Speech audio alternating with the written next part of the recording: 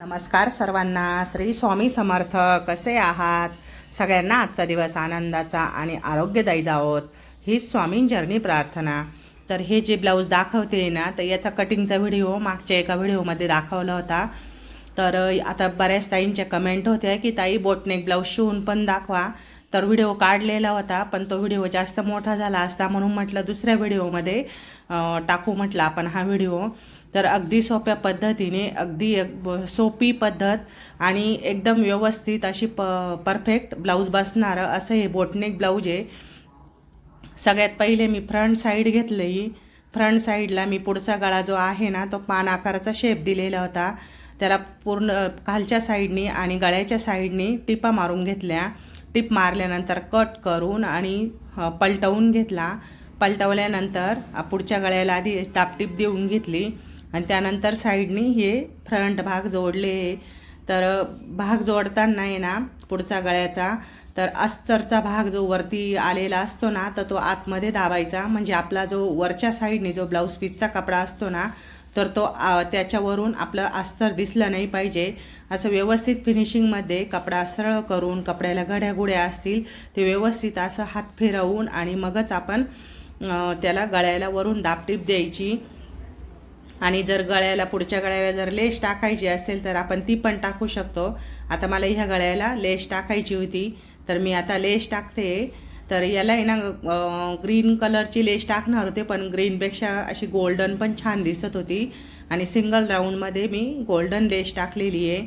तर आता याला टक्स कसे टाकायचे असा प्रश्न होता बऱ्याच ताईंचा. तर टक्स टाकताना आता हा फ्रंट बाजू, ही फ्रंट बाजू आपण जसं 4 टक्स ब्लाऊज कटिंग करतो ना, त्या पद्धतीत कटिंग केलेले आहे. आणि मध्ये सेंटरमध्ये आपल्या नजर नाही अशी पॉईंट करून घ्यायचे. आणि दोघं पण साईडने मधल्या सेंटरपासून तर 3.5-3 इंचापर्यंत दोघं पॉईंट केले. आणि वरती उभे जे पॉईंट आहे ते 4 इंचापर्यंत केले. आणि असे प्रिन्सचा आकार देऊन घेतला. आणि प्रिन्सचा आकार दिल्यानंतर जसे आपण खडून पॉईंट केलेले आहे ना, त्या पद्धतीने आपण त्यावर तशी टिप मारून घ्यायची. म्हणजे जेणेकरून आपल्याला जो टक्स टाकायचा आहे ना, तर टक्स कधी कधी काय होतं, तर फक्त अस्तरच्याच कपड्याला टिप बसल्या जाते आणि जो ब्लाऊज पीसचा कपडा असतो ना, त्याला टक्स वरती कपडा दाबल्या जात नाही. मग या अशा पद्धतीने तुम्ही टक्स टाकायचा. कुठलाही बॅक साईडचा जरी टक्स टाकायचा असेल किंवा कुठलाही कपड्याचा जरी टक्स टाकायचा असेल, तर आपण पहिले ही पॉईंट करून अशी सरळ रेषा मारून घ्यायची आणि त्यानंतर त्यावर टक्स टाकायचे. मग अगदी व्यवस्थित दोघं पण कपडा व्यवस्थित दाबल्या जातो आणि टक्स पण छान पडतो. आता ही जी आहे ना, ही बॅक साईड आहे. तर बॅक साईड पण मी अशी कटिंग करून घेते. मला कटिंग केली का तरच व्यवस्थित गळ्याचा आकार आणि शेप देता येतो. तर सगळ्यात पहिले मी बॅक साईडला पण अशी खालच्या साईडला मी टिप मारून घेतली पाठीच्या भागाला आणि त्यानंतर मग वरती गळ्याला आकार देणार आहे. तर आकार पण देताना ना, मी जो अस्तर आपलं परफेक्ट मापाचं असतं आणि ब्लाऊज पीस असतो ना, तो 1 इंच किंवा अर्धा इंच असा जास्त सोडून मी कट केलेला आहे त्याचा. आणि मग त्यानंतर मग कसं आपला कपडा इकडे तिकडे जरी थोडाफार सरकला गेला ना, तरी काही प्रॉब्लेम नाही होत. आणि मग व्यवस्थित असा जोडून झाला आहे का, मग त्यानंतर थोडे थोडे असे बारीक बारीक कट मारून घ्यायचे. कट मारल्यानंतरच पलटवायचं, कारण की कट मारले नाही ना, तर आपल्याला जी गळ्याला फिनिशिंग पाहिजे ना, जो आकार दिलेला आहे ना, तो व्यवस्थित पाहिजे असा दिसत नाही. त्यामुळे कट मारायचं, आधी मारून घ्यायचे आणि त्यानंतर आपण गळा पलटवायचा. तर गळ्याला हे जे त्रिकोण असे निघालेले आहे ना, तर बॅक साईडला, तर ते जे गळा आहे ना, तर त्यामध्ये आपला स्क्रू किंवा दामन वगैरे घालून त्याचे टोक असं व्यवस्थित कपड्याने असं व्यवस्थित हळूवारपणे बाहेर काढून घ्यायचे. आणि त्यानंतर आपल्याला लेस टाकायचे त्यावर, तेव्हाच तो आकार येतो. नाही तर मग कपड्याला अशी मध्ये घडी पडली का आपला जो आकार दिलेला आहे ना, आपल्या ब्लाऊजचा शेपला जो आकार आहे, तर तो आकार अजिबात दिसत नाही. तर याप्रमाणे मी असं कट मारून घेतले आणि त्यानंतर त्याचे हे कोण जे आहे ना, ते बाहेर काढलेले. गळ्याला लेस पण टाकून घेतली आहे. आता हे जे ब्लाऊज आहे ना, हे बोटनेक ब्लाऊज आहे. तर याला फ्रंट साईडला उका नको आहे, तर बॅक साईडला टाकले आहे मी. तर बॅक साईडला पण आयपट्ट्याने ते करून घेतलं आहे. आणि याची जी बाही जी आहे ना, तर ही वरती फुगा आणि खाली जी साडीच्या लेसची जी बॉर्डर होती ना ब्रॉडमध्ये, तर तशी बनवायची होती. म्हणजे वरती फुगा आणि खाली ब्रॉडमध्ये ती पट्टी लावायची होती. तर मी आधी सगळ्यात पहिले ह्या ज्या मोठ्या मोठ्या मापाच्या ज्या पट्ट्या आहे ना, तर त्या मापाच्या जो 4 इंचाची पट्टी घेतली आहे आणि त्याला पूर्ण चुन्या टाकून घेतल्या आहे दोघं पण साईडला. दोघं साईडला चुन्या टाकल्या आणि त्या कपड्याला अस्तर नाही टाकलं. आणि ही जी बॉर्डर आहे ना तर याला अस्तर टाकून ही बॉर्डर पण आपल्या बाहीसारखी बनवून घेतली आहे आणि त्यानंतर त्याला जॉईन केली आहे. आता ही तर जॉईन केल्यानंतर आहे ना वरून एक छोटीशी नॉर्मलशी बारीकशी टीप द्यायची, किंवा आपल्याकडे आपली लेस जर लावायची असेल ना तर लेस पण लावू शकतो. पण जर दाब टीप जर दिली ना वरच्या साईडला तर खूप छान मस्त फिनिशिंग येते. आणि जे चुन्या टाकलेला असतो तो कपडा असा वर तरंगतो, तो तरंगत नाही, त्यामुळे दाब टीप देऊन घ्यायची याला. तर अशा पद्धतीने मी हे ब्लाऊज तयार केलं आहे. तर आता बाही पण याची जोडून झालेली आहे. आज हळदी कुंकाचा पण कार्यक्रम करायचा आहे मला, पण वेळच भेटत नव्हता. म्हटलं आज या दीदीचं ब्लाऊज शिवून झालं का अर्जंट पटकन मग हळदी कुंकवाची पण तयारी करायची मला. तर आता हे आदल्या दिवसाचा व्हिडिओ आणि दुसऱ्या दिवशी मला हळदी कुंकू करायचं होतं. आणि दीदी हाताखाली असली का बरंचसं काम होतं, पण दीदी नसल्यामुळे ना खूप धावपळ होते माझीवाली, दुकानात घरी, आणि सगळं काम एकटीने हँडल करायचं म्हटलं ना, आणि त्यामुळे मग खूपच अशी धावपळ होऊन जाते. आणि म्हटलं आता हळदी कुंकाची कशी यावर्षी 10-12 दिवस होते, म्हटलं हळदी कुंकू पण करून घेऊ आता आपण. तर आता ह्या दीदीचं आहे ना ब्लाऊज अर्जंट शिवायला आलेलं होतं, म्हणजे 2-3 दिवसापासून तिचा फोन आलेला होता, पण माझ्या आहे ना लक्षातच नाही राहिलं हिचं ब्लाऊज शिवायचं. म्हटलं हिचं पण ब्लाऊज आधी शिवून घेऊ, कारण कसं आपण आपल्या घरात जर काही कामाला जर लागलं ना तर मध्येच अर्जंट कस्टमरचा फोन येईल किंवा कस्टमर घ्यायला तरी येतील. असं तर माझं नेहमीच माझ्या बाबतीत तरी असं होतं, काही जरी कार्यक्रम असला, काही जरी छोटं मोठं जरी घरी जरी आले 2 मिनटासाठी, आणि तोपर्यंत लगेच कोणी ना कोणी कस्टमर येतं, आणि ज्यावेळेस दुकानात असले का त्यावेळेस कोणीच येणार नाही असं होतं. तर हे बघा हे झालं आहे ब्लाऊज तयार. आता वरती याला बटन टाकलं आहे आणि गळ्याचा शेप पण बघा खूप छान आला आहे. अगदी म्हणजे तुम्हाला असं वाटत असेल की व्हिडिओमध्ये दाखवलं, अगदी म्हणजे 30 मिनिटात मी कटिंग करून ही ब्लाऊज शिवलेले आहे मी. म्हणजे त्या दिवशी म्हणजे अचानक ती आल्यामुळं ती 7 वाजता आली घरी, आणि मग म्हणे आज 7:30-8 वाजेपर्यंत मला ब्लाऊज पाहिजे आहे. तर म्हटलं चालेल ठीक आहे, म्हटलं तयार करून देते. तरी बघा आपली इथं देवपूजा, रोजचीच देवपूजा आहे ही, असं काही वेगळे काही देवपूजा नसते. रोजच मला एवढा वेळ लागतो, 1 ते 1.5 तास सहजच देवपूजेला लागतो. आणि वाचन आणि ते धरून माझे 2 तास रोज देवपूजेसाठी असतात. आणि इथं आज इतकी छान मस्त देवपूजा केलेली होती. देव्यात असं छान असं फुल तयार झालेलं होतं, आणि हळदी कुंकाची तयारी केलेली होती मी एकटीनेच केलेलं आहे. 5 वाजता घरामध्ये आले आणि 6 वाजेपर्यंत सर्व आवरलं होतं. लेपन आणि रांगोळी मी ही सकाळीच काढलेली आहे, आणि जी बाकी रांगोळी होती ना ती आत्ता मगाशी काढली आल्यानंतर. तर अशी सारी तयारी केलेली आहे. म्हटलं दरवर्षी दीदी असायच्या हाताखाली, तर माझ्यापर्यंत हे काहीच काम येत नव्हतं. आणि आता ह्या वर्षी दीदी नाही आहे ना, तर खूप धावपळ, म्हणजे दुकानात कस्टमर पण येतं आणि घरात पण. असं खरंच ना, ज्या टेलर मैत्रिणी असतील ना, खरंच सगळ्यांची अशीच धावपळ होत असेल ना. आता हे उगाच आमचं आहे ना घर आणि दुकान एकाच म्हणजे पाठीमागेच घर आहे आणि पुढच्या साईडला दुकान आहे, त्यामुळे मग माझं कसं दोघं पण दुकान उघडं जरी राहिलं ना तरी घरातून पण लक्ष राहतं दुकानामध्ये कोणी आलं गेलं.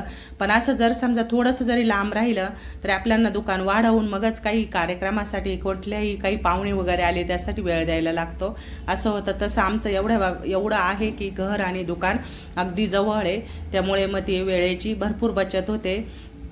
हळदी कुंकवाची सुरुवात करताना मी सगळ्यात पहिले आपल्या देवी आईला वाण दिलं. दरवर्षाप्रमाणे मी पहिले देवी आईला दिलं आणि त्यानंतर सासूबाईंना दिलं. ह्या ज्या बसलेल्या आहे ना ह्या माझ्या सासूबाई आहे, यांना पण वाण दिलं, त्यांचं दर्शन घेतलं आणि त्यानंतर एक बायका चालू झाल्या येण्यासाठी. तर आज आहे ना दुकानात बसण्यासाठी कोणीच नव्हतं. दीदीचे पप्पा लवकर आले होते, तर त्यांना म्हटलं तुम्ही दुकान सांभाळा, म्हटलं 1-1.5 तास तरी सांभाळा म्हटलं.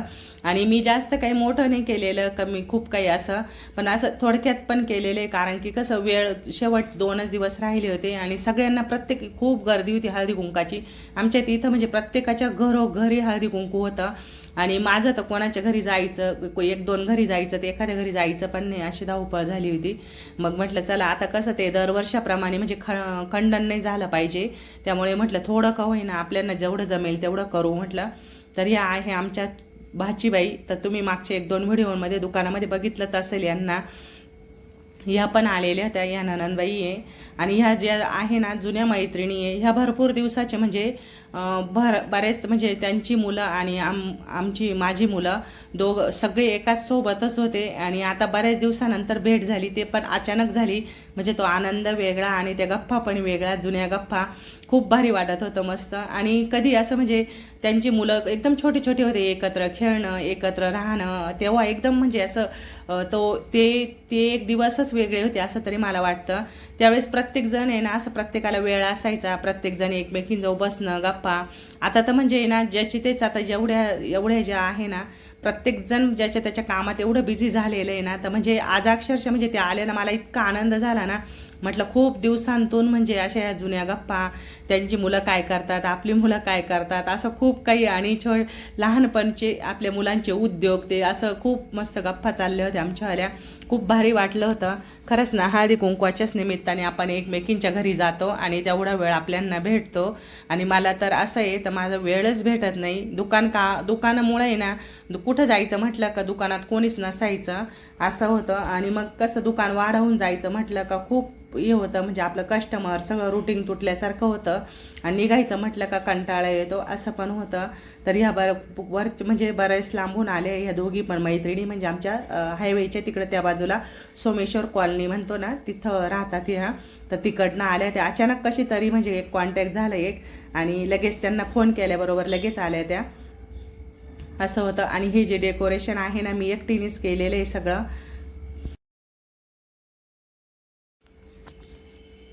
तर ह्या माझ्या छोट्या भाचीबाई आहे. तर यांना पण मी हळदी कुंकू लावलं. एक छोटी कुमारिका आपल्या घरात आली ना, तर मग त्यांना पण हळदी कुंकू लावलं, त्यांचं दर्शन घेतलं. आणि मस्त छान असं मसाल्याचं दूध बनवलं होतं, सगळ्यांना दूध दिलं आहे. आणि त्यांची चालली होती लुडबुड. आणि एका जागेवर तर बसायचं माहितीच नाही, खूप उद्योग चालले होते त्यांचे. आणि आणि कसं असतं, आपली मुले मोठे होऊन गेली की लहान मुलं कोणाचे जरी बघितले ना, तर खूप असं भारी वाटतं त्यांचं बघणं, त्यांचे उद्योग करणं आणि त्यांचं असं बोलणं, असं खूप मस्त मनाला असं भारावून जातं. मला तर यांची इतकी सवय झालेली ना, एक दिवस जरी अशी भेटल्या नाही ना, तरी असं होतं की युवांशी कधी येतील. या इथंच राहता आमच्या, म्हणजे हायवेच्या त्या बाजूला राहता. त्यांचे जे भाऊ आहे ना, तर ते मिलिटरीमध्ये आहे. आणि ते एकट्याच इथं राहता.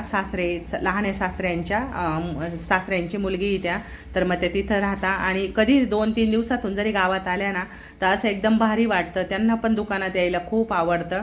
आणि आल्याबरोबर तर घर आणि दुकान, घर दिवसभर झोपणार पण नाही, एवढे उद्योग चालू राहतात त्यांचेवाले. तर अशा पद्धतीने मी असं हळदी कुंकू केलं आहे, डेकोरेशन केलेलं आहे. जास्त काही केलेलं नाही. दीदी बोलली होती मला की जास्त काही करू नको, तुला जेवढं जमेल तेवढंच कर. पण सगळं साधारण म्हणजे एकदम थोडकं केलेलं आहे. आणि कसं असतं, ह्या गोष्टी नाही ना, वेळ पाहिजे असतो. आणि आपल्याकडे मुळात म्हणजे तीच गोष्ट नाही आहे. म्हणजे वेळ म्हटलं की असं ते वेळेचं खूप असं हे असतं. मी असं बऱ्याच वेळेस ठरवते की असं मस्त खूप काही असं खूप हाऊस असते काही कार्यक्रमांची, कुठल्याही काही सजावट करण्यासाठी, डेकोरेशन करण्यासाठी. पण असं आपल्याला कसं दिवसभर दुकान पण सांभाळायचं, कस्टमर पण सांभाळायचे, आणि घरी पण हे पण असे छोटे मोठे आपले कार्यक्रम पण ॲडजस्ट करायचे. मग ह्या कार्यक्रमांसाठी वेळ द्यायला लागतो.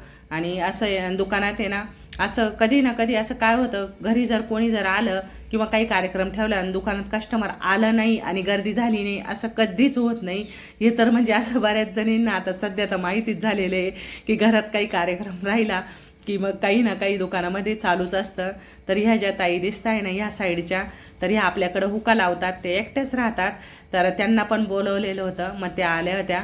तर इतका छान स्वभाव आहे त्यांचा पण. ते असं मी त्यांना ननंद मानते ना, मग असं त्यांचं पण दर्शन घेतलं. आणि ब्लाऊजला हुक पण खूप छान लावतात त्या. आणि अशी ही माझी तयारी केलेली आहे. हा व्हिडिओ सगळ्यात शेवट घेतलेला आहे. ह्या एक ज्या ताई आलेल्या आहे ना, तर त्यांची दिदी आली होती, ती म्हणे मी घेते म्हणे हा व्हिडिओ, तर तुम्ही सगळ्यांनी मस्त नमस्कार करा म्हणे. आणि ह्या ताई आहे आपल्याकडे क्लासला येतात. तर चला, व्हिडिओ आवडला असल्यास व्हिडिओला लाईक करा, शेअर करा आणि आपल्या चॅनलला सबस्क्राईब करा. चला, भेटूया अशाच नवनवीन व्हिडिओमध्ये. तोपर्यंत सर्वांना श्री स्वामी समर्थ.